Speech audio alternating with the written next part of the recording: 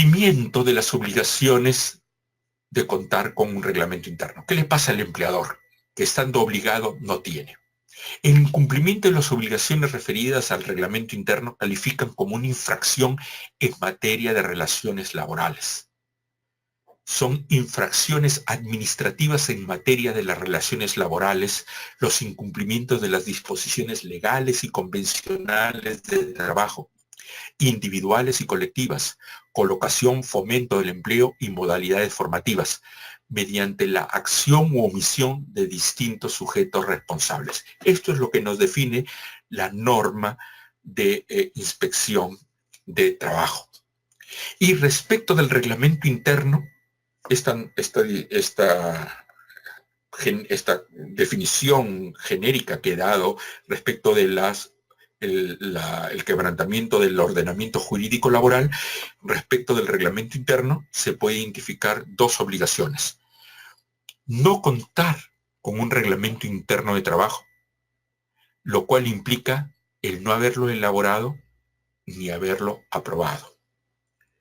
Porque si es que el inspector me dice, usted tiene más de 100 trabajadores, porque está demostrado en la planilla, y tengo elaborado el reglamento, pero no lo he aprobado, es como no tener reglamento interno. Por lo tanto, califica como no tener reglamento interno de trabajo el no elaborarlo o habiéndolo elaborado, no aprobarlo. Otro tipo de falta es no entregar a los trabajadores el reglamento interno de trabajo. Dichas infracciones tienen distinta calificación. No contar con el reglamento, es decir, elaborado y aprobado, es una infracción grave. Y no contar con, no entregar el reglamento interno a los trabajadores es una infracción leve. Aquí podemos tener lo que se llama el concurso de infracciones. Cuando una misma acción u omisión del empleador constituya más de una infracción, se aplica la sanción establecida para la infracción de mayor gravedad. Por ejemplo, si no cuento con el reglamento interno, bien porque no lo he elaborado o habiéndolo elaborado no lo he aprobado,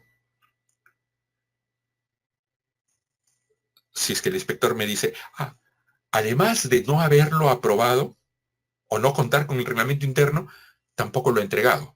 Obviamente, si es que no lo he elaborado, no puedo entregar lo que no existe.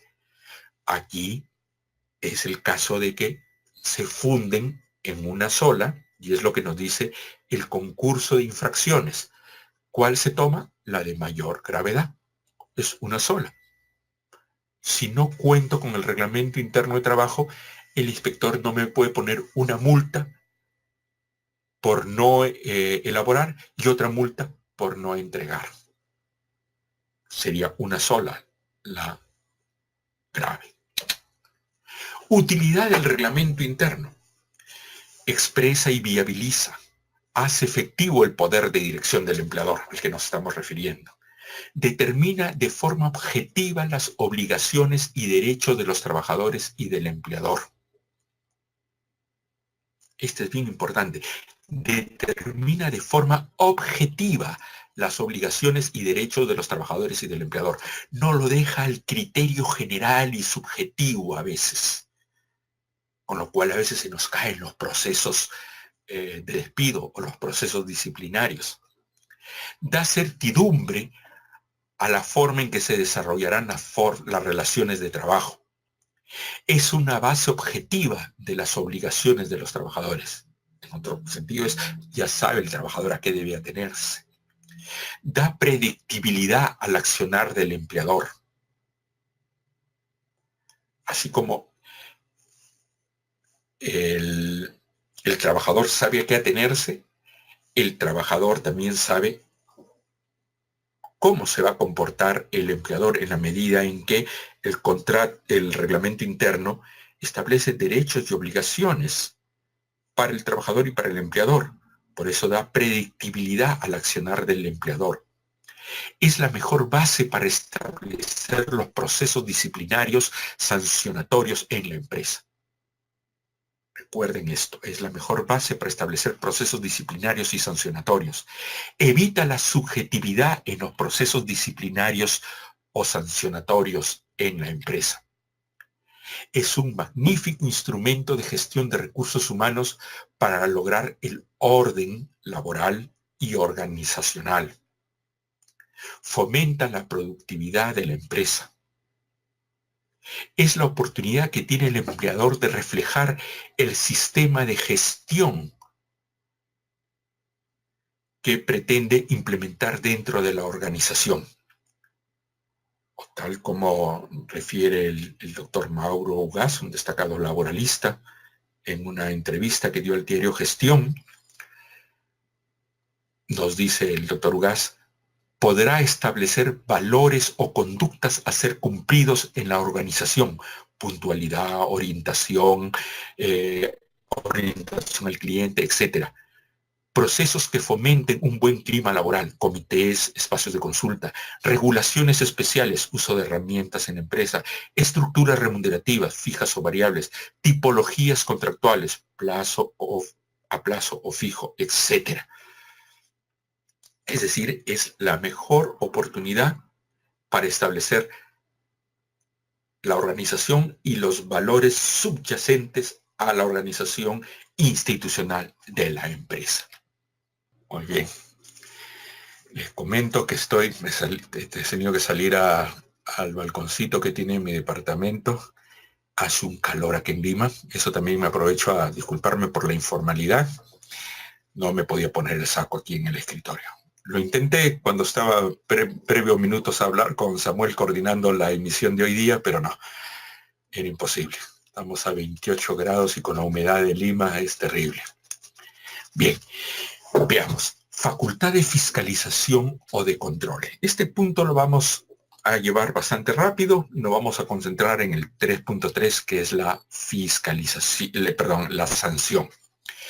Ya les había mencionado, esto queda simplemente como marco general, de que el empleador tiene la facultad de dirección y por lo tanto el primer ejemplo la primera facultad que se desprende del poder de dirección es el poder normativo que acabamos de ver.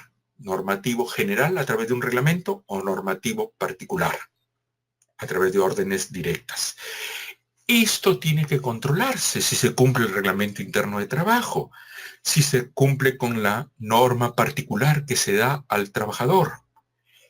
Entonces, la facultad de controlar se refleja en la posibilidad de verificar el cumplimiento de las órdenes impartidas, para lo cual debe haber un proceso de supervisión o fiscalización de la labor de los trabajadores.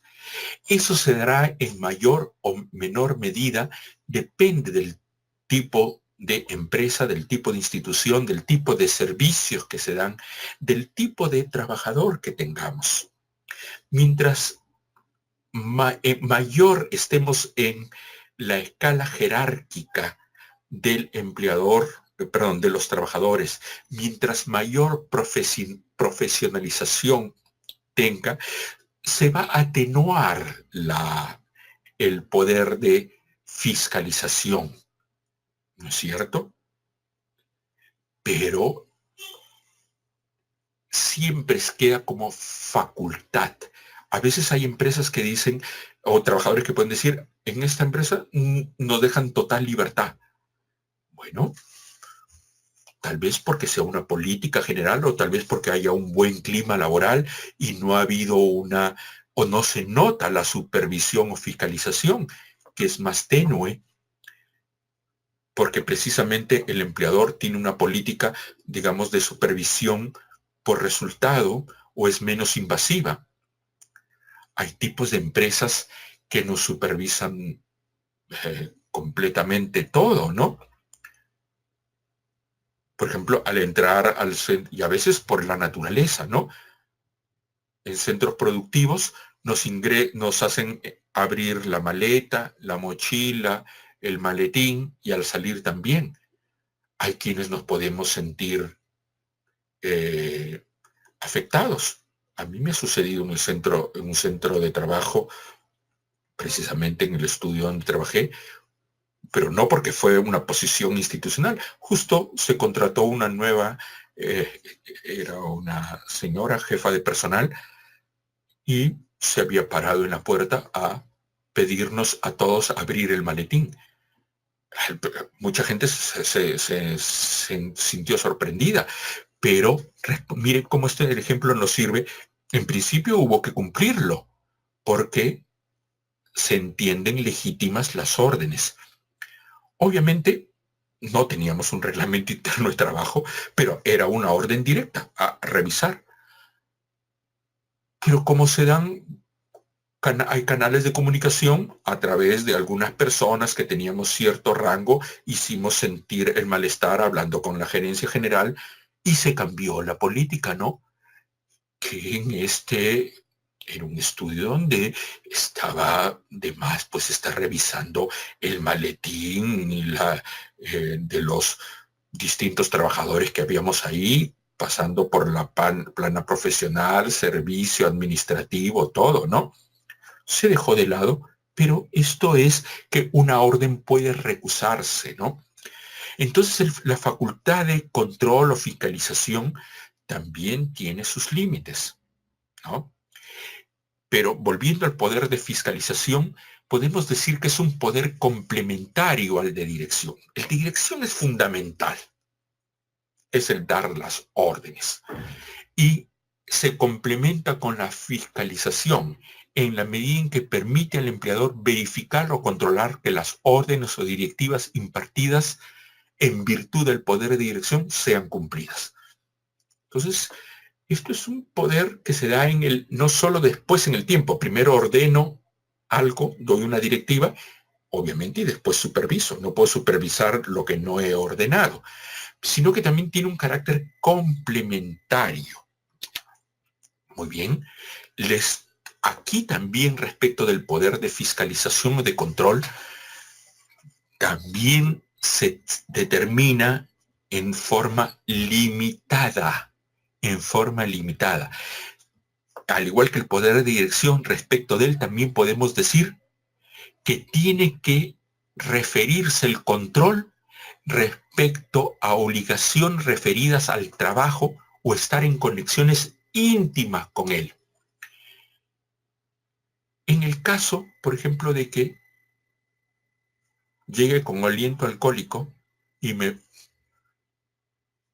jefe inmediato me huele y se permite el acercarse más y olerme y me dice, oiga, usted está infringiendo, y yo le puedo decir, no, usted no puede meterse con mi vida privada porque ayer tuve un compromiso.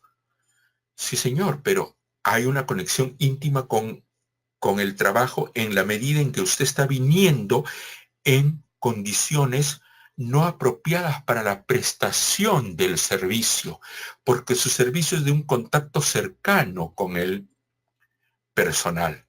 Imaginen que sea un médico que trabajó subordinadamente en una clínica. Desprestigio a la clínica totalmente. Estaría incumpliendo las cuestiones básicas del decoro del trabajador para con la prestación del servicio. Entonces ahí vemos que es un caso muy ligado, ¿no es cierto? Pero de otra manera, si es que se refiere a cuestiones totalmente distintas, no tendrían por qué tendrían por qué obedecerse o no permitir la fiscalización. Por ejemplo, si me fiscalizan que voy a determinada iglesia, salvo que tengamos aquellos que llaman, el doctor Jorge Toyama tiene un interesante libro, aquí lo tengo en la biblioteca para no equivocarme con el nombre, que es, perdónenme un minuto, Derechos laborales ante empleadores ideológicos, derechos fundamentales e ideario empresarial. Ahí es donde colisionan el hecho de una institución que tiene un marcado objeto vinculado a una ideología, a un credo, frente a los derechos fundamentales del trabajador. Entonces, ahí se pueden dar ciertas exigencias. Se lo muestro, es editado por el Fondo Editorial de la Universidad Católica. Es un libro muy preciso pero que se puede dar respecto de universidades, por ejemplo, con una inclinación religiosa, porque tienen una vocación. Por ejemplo, la universidad donde yo procedo, la Pontificia Universidad Católica del Perú, sus docentes tendrían que ser católicos, por ejemplo, o eso va contra la libertad de cátedra que está establecida en la Constitución y en la ley orgánica. ¿Cuáles son los límites? No voy a dar una respuesta, es muy difícil, pero les planteo el ejemplo, ¿no? De los límites que se pueden establecer. No, ni decir los alumnos, no, pero tenemos que hablar de relaciones laborales. O, por ejemplo, caso que fue, no voy a dar los nombres propios, pero que fue comentado, es que a un decano se le pretendía no elegir en una votación y se estaban cursando cartas diciendo que este posible candidato a decano, que sí es una relación laboral ahí, ¿no? Que en el ascenso, en la jerarquía administrativa de la universidad, era divorciado. Y el divorcio, pues, no es aceptado por la Iglesia Católica. Entonces, mal podía dirigir él una facultad en esta universidad. Bueno, se acallaron esas voces después porque un ala, digamos, menos conservadora en la universidad dijo, si bien la universidad tiene digamos, un ideario que son los valores católicos, que van más allá del hecho de, por ejemplo, de ser una persona divorciada o no. Por ejemplo, tal vez no contratar a una persona que haya infringido una gestión gubernamental, por ejemplo, de los derechos humanos fundamentales de las personas, o haber, por ejemplo, delinquido por actos de terrorismo, que van contra los derechos fundamentales en un ideario institucional como es el de la Universidad Católica. Podríamos establecer ahí, no en una cuestión tan referida al hecho de la persona en cuanto a su vinculación familiar. Tanto es así que el Estado lo permite. Si el Estado lo permite,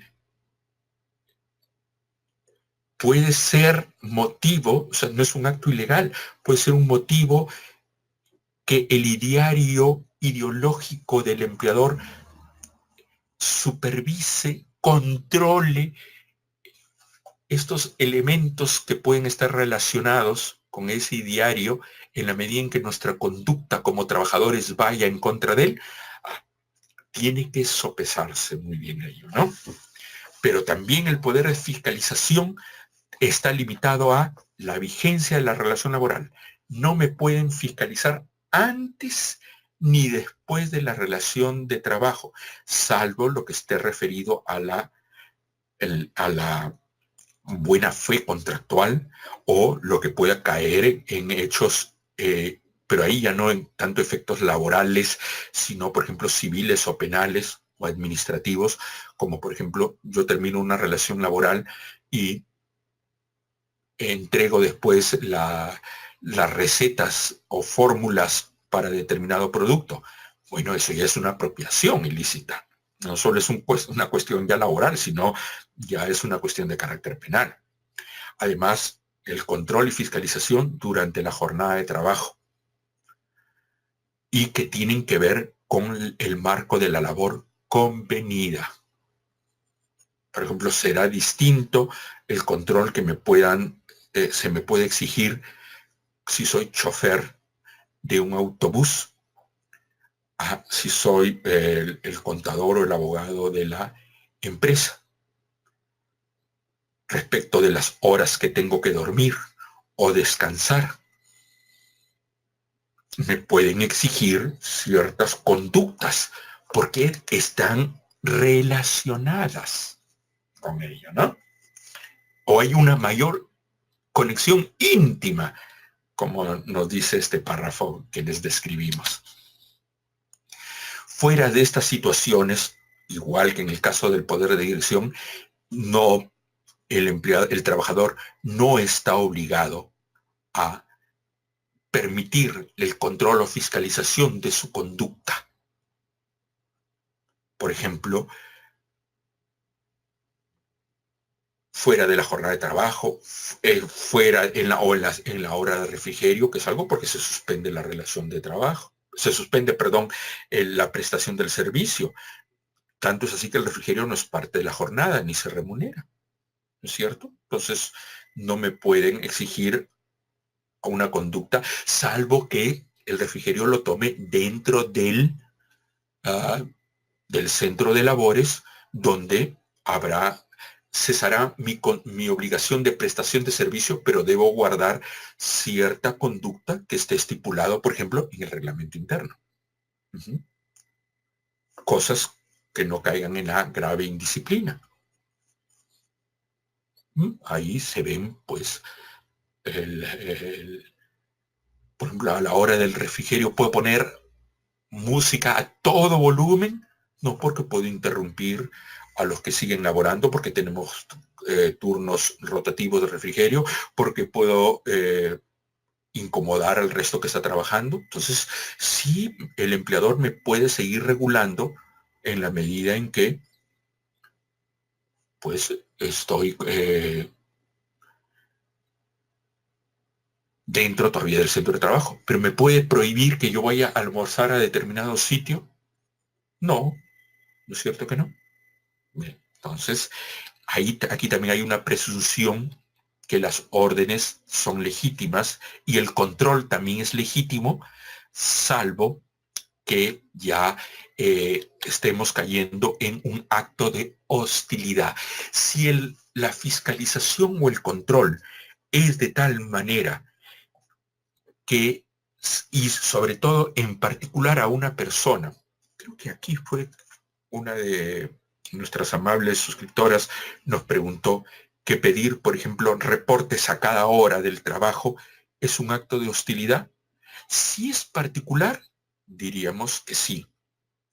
Si es general, bueno, es una pésima organización del empleador, ¿no es cierto? Y si está establecido para todos, digamos, no podríamos considerarlo como un acto de hostilidad, salvo que sea para una persona en concreto, porque ahí sí le estoy dando un tratamiento diferenciado y, por lo tanto, lo que estoy buscando es hostilizar, que es el despido indirecto, ¿no es cierto?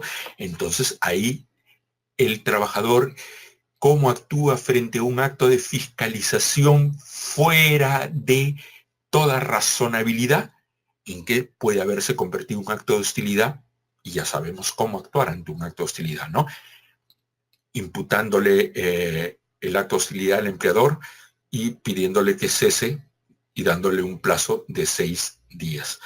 Si no, solicitarlo también por la vía judicial o pedir la indemnización por la vía judicial. La facultad disciplinaria viene en tercer grado. Doy órdenes generales o particulares, controlo, ¿no es cierto? Perdone.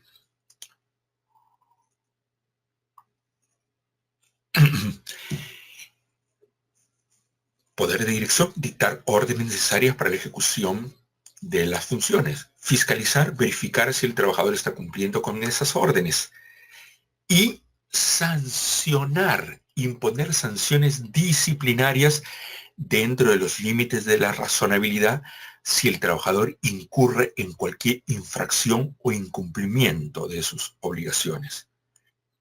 La facultad sancionadora permite al empleador penalizar los incumplimientos del trabajador. Aunque, como les decía, la legislación solo se ocupa de las faltas que pueden dar lugar a la sanción más severa, al despido, a la sanción que termine en el despido sanción, y deja a criterio del empleador la regulación de las sanciones más leves distintas al despido, tanto en su tipología en cuanto a su sanción.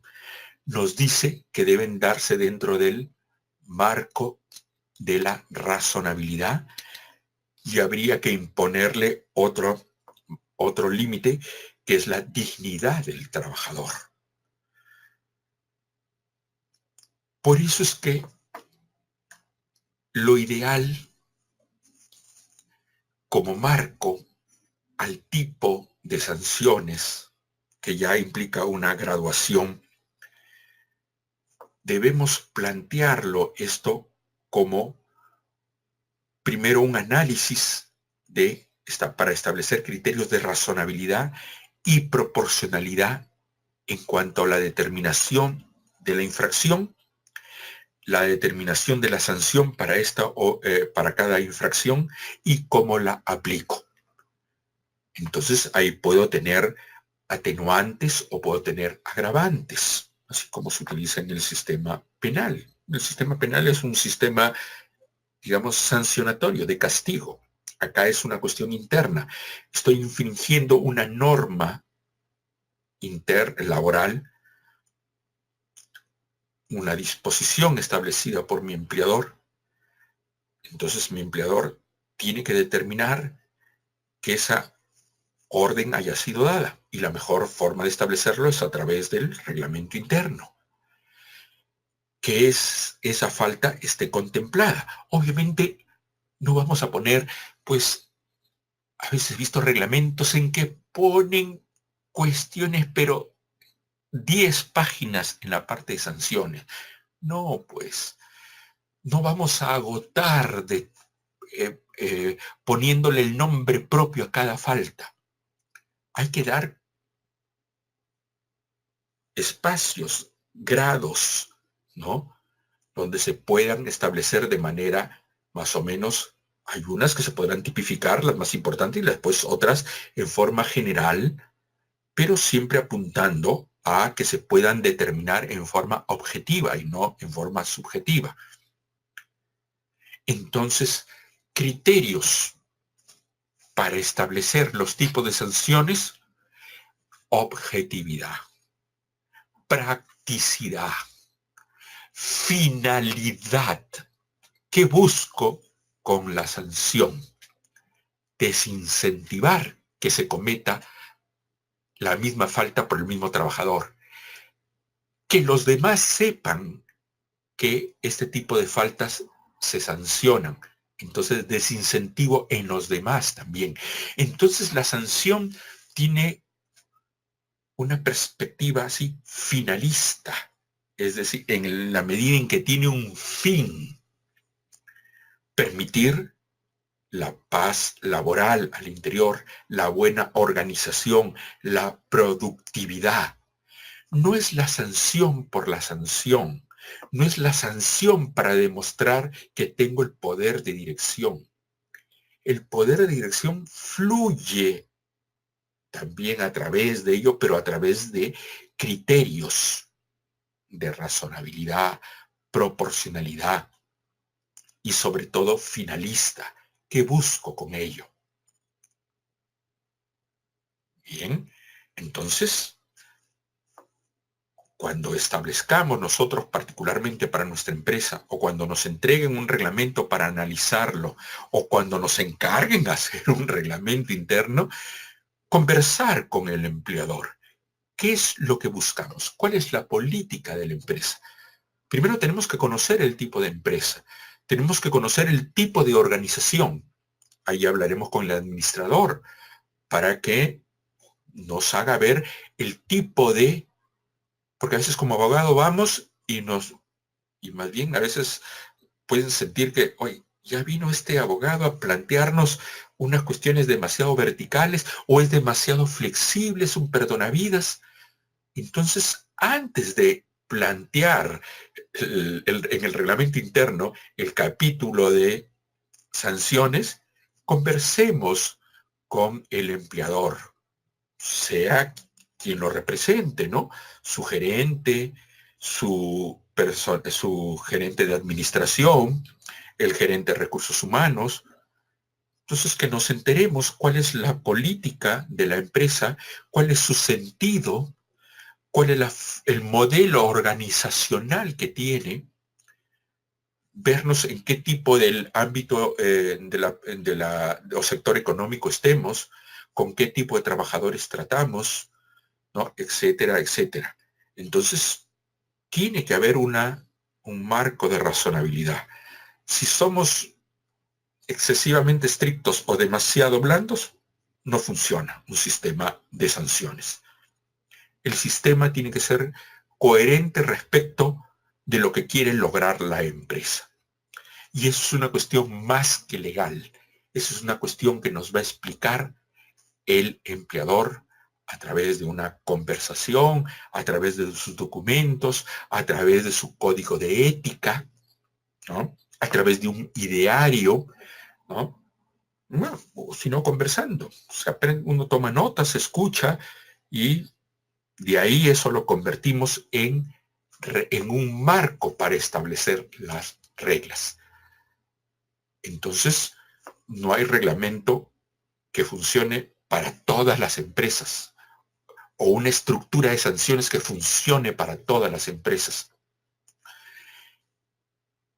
La mejor estructura es la que obedece en forma de coherencia y de un vínculo de razonabilidad y a los objetivos y fines que quiere lograr el empleador a través de su organización respecto de la organización de los trabajadores, para los cuales una forma de llegar a esos objetivos es establecer ciertas sanciones.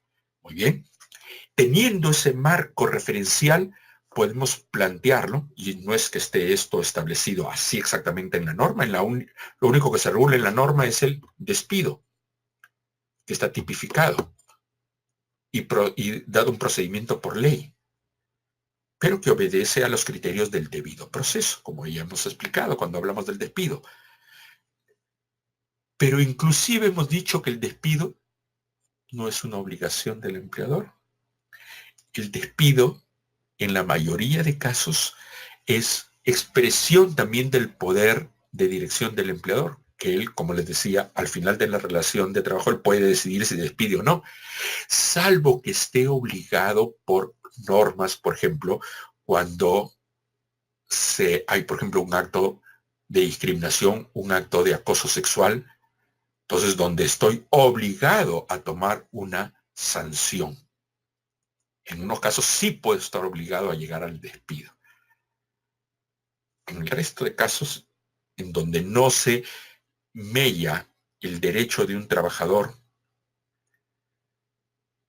de otros trabajadores, sino el interés particular de la empresa como su patrimonio, si alguien me roba, no estoy obligado a despedirlo. Veré yo si lo despido o no, si me conviene o no despedirlo. Es una atribución que me da el empleador, perdón, la norma. En todo caso, saber que la tipología general es la amonestación, entendida como una llamada de atención. Eso es una amonestación. Imputarle la falta, señalarle la falta y decirle, usted está cometiendo tal falta. Lo puede hacer en forma verbal o escrita. Es recomendable aplicar la escrita, dado que produce el antecedente del registro en el file o el registro personal del trabajador. Obviamente, para cualquier falta no voy a estar emitiendo un memo. Criterio de razonabilidad y proporcionalidad, nuevamente. ¿Cuándo debo pasar de la amonestación verbal a la escrita? Eso se establece en forma razonable y proporcional según el tipo de falta. Obviamente, cuando digo es recomendable aplicar la escrita, cuando estoy refiriéndome a una infracción que merece que sea registrada y que quede en el file del trabajador. Suspensión de labores, que no tiene un plazo máximo en la norma laboral privada e imposibilita al trabajador de asistir al centro de trabajo y de recibir su remuneración. Lo que no puedo hacer es que el trabajador siga prestando su servicio y descontarle la remuneración. El trabajador puede perder inclusive su trabajo porque puede llegar al despido justificado. Lo que no puede perder nunca es la remuneración. Por lo tanto, no hay sanciones de carácter económico. Son las amonestaciones o sanciones, perdón, no solo amonestación, las medidas disciplinarias o sanciones en general no pueden implicar la pérdida de una gratificación, de CTS, de no darle utilidades, de no pagarle la remuneración. Puedo suspender a un trabajador. Ahora, en el régimen privado no está establecido en los días. Por la experiencia, nunca recomiendo periodos en el sector privado mayores a 5 días. Una falta que sea tan fuerte que suponga querer sancionarlo por un mes, yo ya me pongo en la situación de que estoy ante una falta grave más bien que amerite el despido. ¿Por qué? ¿Qué es la falta grave que amerite el despido? Aquella infracción de las obligaciones esenciales de la relación que emanan de la relación de trabajo que hacen irrazonable mantener el vínculo laboral. Tiene sentido, como en la administración pública que tiene quizá una mayor graduación, pueden haber sanciones hasta de 30 días, vemos en el Congreso 120 días de suspensión.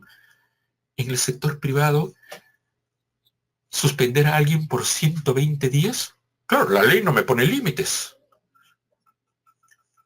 Simplemente me dice que tiene que ser razonable y proporcional. Yo consideraría que en el sector privado es irrazonable, ¿no? Pretender una falta por tanto tiempo, tendría que haber sido una falta de tal magnitud que ya no, para mí haría irrazonable querer tener a ese trabajador.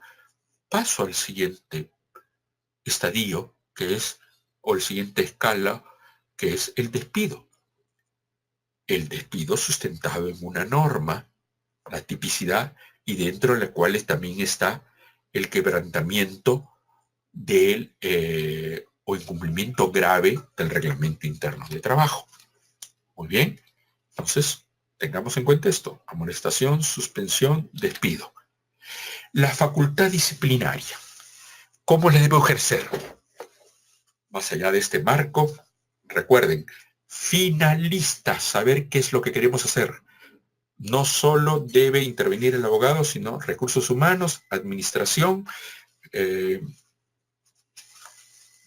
o el encargado de las políticas corporativas para determinar el marco. Muy bien. Pero lo que sí obedece a lo que es el debido proceso. El debido proceso. Y dentro del debido proceso entendemos también el derecho a la defensa, pero también la tipicidad, la causalidad, la proporcionalidad, la inmediatez. Causalidad: tiene que existir una falta para que se genere su sanción. Y esto tiene que determinarse objetivamente, es decir, preestablecida en el reglamento interno. Proporcionalidad: la sanción tiene que ser proporcional con la gravedad de la falta. Por eso puedo graduar las faltas. Y además, dentro de la graduación, poner criterios que también se pueden establecer para que una falta pueda ir de leve a grave o muy grave, pudiendo ser la misma conducta. Puedo graduarla con criterios por ejemplo, según el tipo de trabajador, pero no por un motivo discriminatorio, hombre o mujer, no, sino jerarquía, mayor responsabilidad, la consecuencia final que tuvo la falta o el incumplimiento, la reiterancia, es decir, si hay un antecedente o no. Entonces, eso me puede mover, me puede ayudar a moverme entre una falta leve, una falta grave o muy grave, y llegar al despido, ¿no? Eso tiene que ver con la proporcionalidad. Recuerden primero causalidad o tipicidad, proporcionalidad y la inmediatez. La falta debe sancionarse lo más inmediatamente posible. La vez pasada les mencionaba lo mismo respecto del despido, y para eso vuelvo a mencionar lo que nos dice el doctor Carlos Blanca en su magnífico libro El despido en el Perú. Creo que se los mostré la vez pasada, por aquí debo tener El despido en el Perú, donde nos dice que esto tiene que ver con el tipo de falta, con la organización de la empresa, y él dice, habla la organización burocrática. Cuando le dice burocrática no se refiere en términos peyorativos a pensar en la burocracia como algo indebido, no. La burocracia es la organización administrativa de la empresa. Depende qué tan amplia o profusa sea la administración para llegar desde la falta a quien conoce la falta, quien la señala y quien establece la sanción. Mientras más pequeña sea la empresa, va a ser más corto eso. No solo en lo físico, sino en lo organizacional, que puede demandar tiempo. Entonces, la distancia, en términos físicos, se convierte en tiempo. La mayor burocracia o estadios organizacionales o administrativos en la institución se transforma también en tiempo. Entonces, todo eso se tiene que tomar en cuenta. ¿Cuál es la función de ello? Como les decía también en el despido, el debido proceso. El debido proceso. Entonces, toda imputación de falta debe garantizar, sobre todo cuando se impone una sanción de suspensión o una amonestación por escrito, el hecho de que el trabajador pueda hacer su descargo, es decir, ejercitar el derecho de defensa. La recomendación es imputar la falta y señalar la sanción brindando el tiempo adecuado, el tiempo razonable, 48 horas, salvo que haya una distancia mayor en el espacio, por ejemplo, sea en la mina y tiene que, lo van a sancionar desde Lima, etcétera. Entonces se pueden dar mayor tiempo, ¿no? Para que el trabajador pueda hacer su descargo, o según la complejidad de la falta, ¿no? Luego del plazo, proceder con la aplicación de la sanción en caso no haya presentado el trabajador sus descargos o estos descargos no desvirtúen a criterio y sano juicio del empleador las imputaciones. Esto hace que apuntemos a la prevención del conflicto laboral, que en el peor de los casos termina en la judicialización, ¿no? Que nadie quiere, ni el trabajador ni el empleador. Ya les había mostrado este gráfico. Hay que tomarlo en cuenta no solo para el despido, sino también para el proceso disciplinario común, para hablar de la amonestación verbal o escrito, la suspensión. Tipicidad, causalidad, razonabilidad y proporcionalidad, y de derecho de defensa e inmediatez. Grabémonos eso: tipicidad y causalidad, razonabilidad y proporcionalidad, de derecho de defensa e inmediatez. Bajo estos criterios podemos poner todo nuestro sistema, que se puede adecuar en el ámbito educativo, en el ámbito financiero, en el ámbito de servicios, en el ámbito fabril, etc.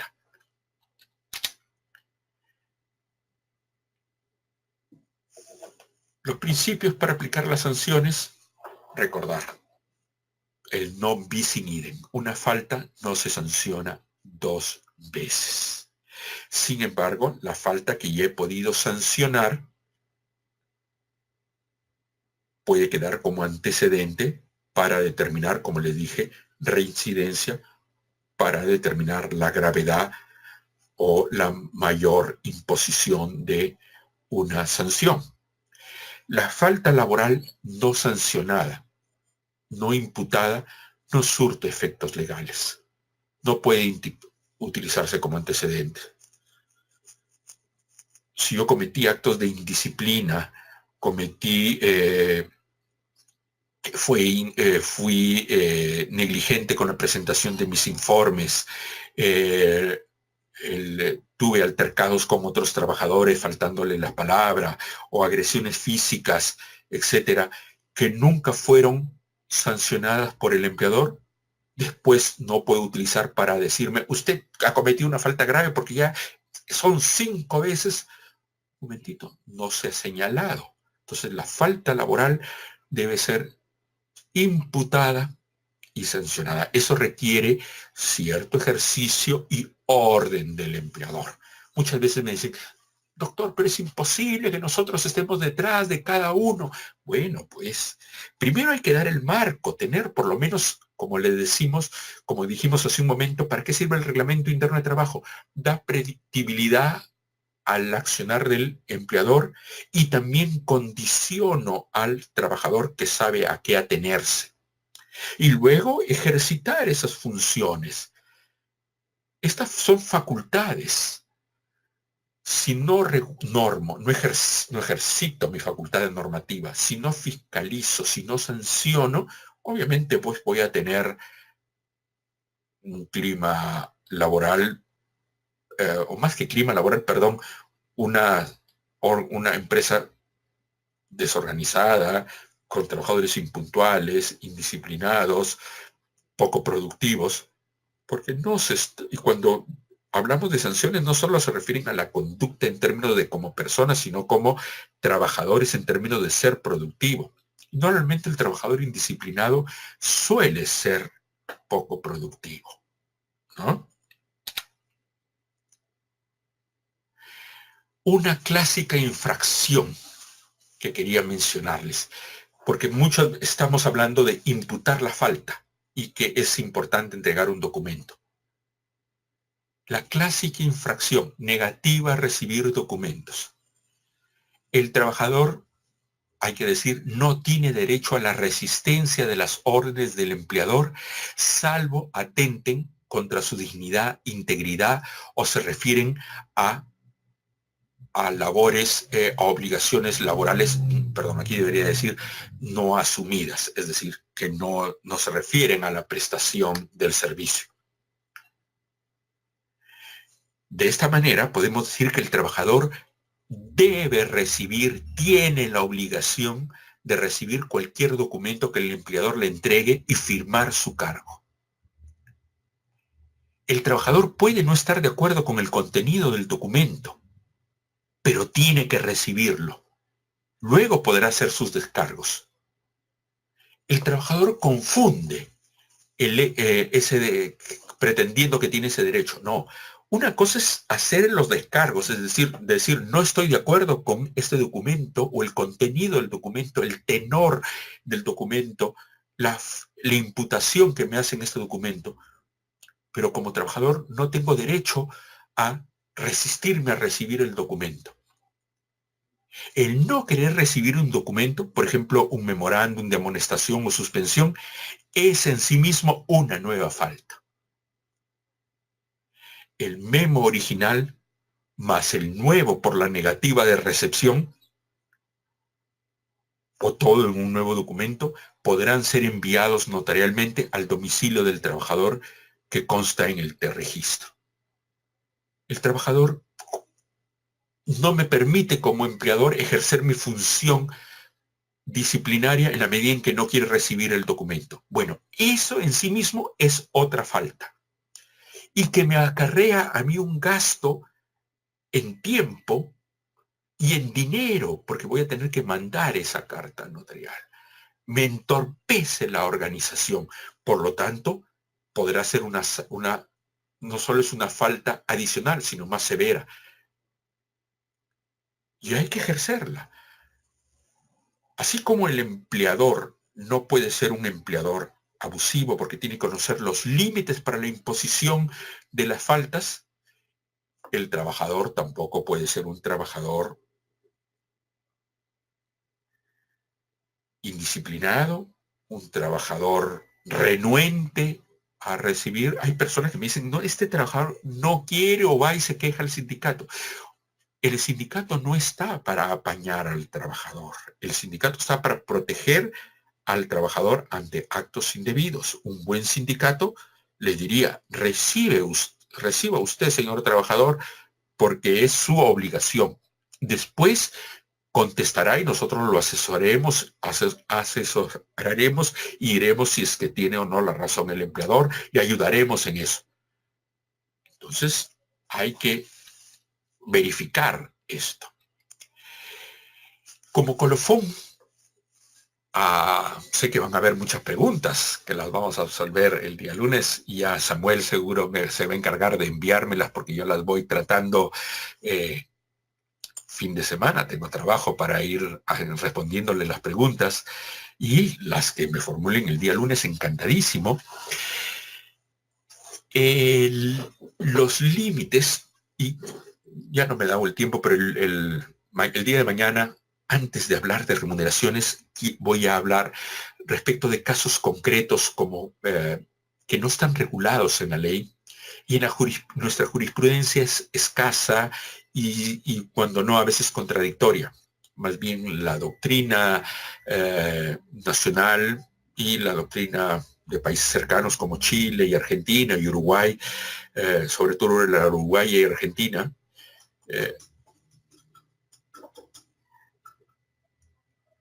tiene posiciones muy interesantes respecto, por ejemplo, de las cámaras en los centros de labores, la revisión de casilleros, la revisión de correos electrónicos, la grabación de llamadas, el control de, como les decía, de los de maletines, loncheras que lleva el trabajador, el uso de los polígrafos, los detectores de mentiras, etcétera. Él trae la verificación de las conductas fuera de la hora de trabajo, etcétera. Estos son temas que voy a hacerles referencia en la primera media hora o 20 minutos del día de mañana para poderles dar una aproximación de nuestra jurisprudencia a estos casos que tienen que ver con el poder de dirección, poder de fiscalización y la facultad sancionadora. Muchísimas gracias, amigos y amigas. Muchísimas gracias, Samuel. Hasta el día de mañana, mañana sábado, 7 en punto de la noche, nos encontramos para conversar sobre este último punto y arrancar con el tema de remuneraciones que nos va a tomar 2 sesiones porque es muy interesante. Y ya tienen su material, si no me equivoco, a la mano. Muchas gracias. Chao.